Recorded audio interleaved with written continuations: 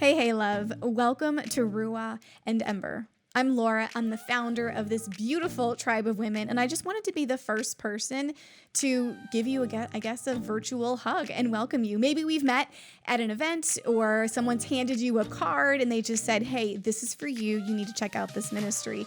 But in any case, you may just be a little bit curious. You may wonder, what does that name actually mean? Or how do I get involved? So we wanted to kind of point you in those directions as we start off.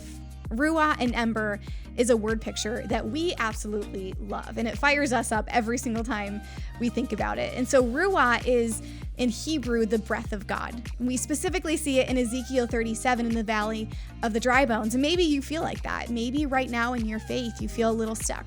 You feel a little stagnant. You feel like you've been sidelined for a really long time.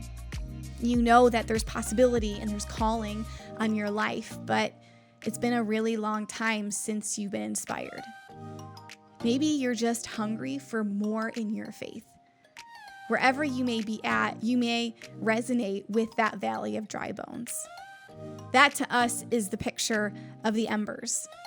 Embers essentially signifies that there was once a fire, there was once life and vitality, but now there's not much left, and it's about to be completely smoldered out. And so that's the picture of women of faith today, the women who feel stuck and stagnant. But what happens in this Ezekiel 37 picture is that the breath of God comes and it meets this valley of dry bones. He speaks life over these dry bones, and they rise up as a vast army for the Lord.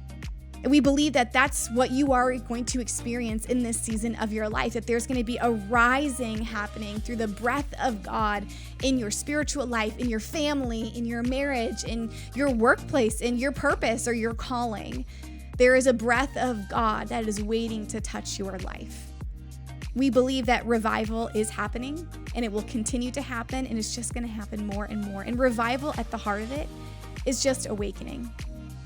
It's, of course, the pictures of the corporate gatherings, right? We always think about revival as the arenas and the college students that are gathering for endless days. And so all we have to do is just grab a plane ticket to go and see it, right? And we think that that type of revival will continue to happen.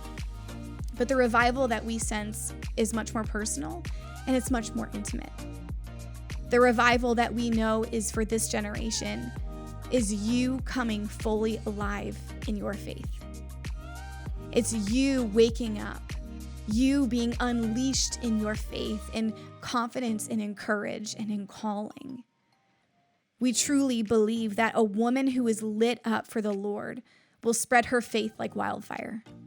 We believe that a changed woman will change her home. A healed woman will heal her family. A freed woman will free other women.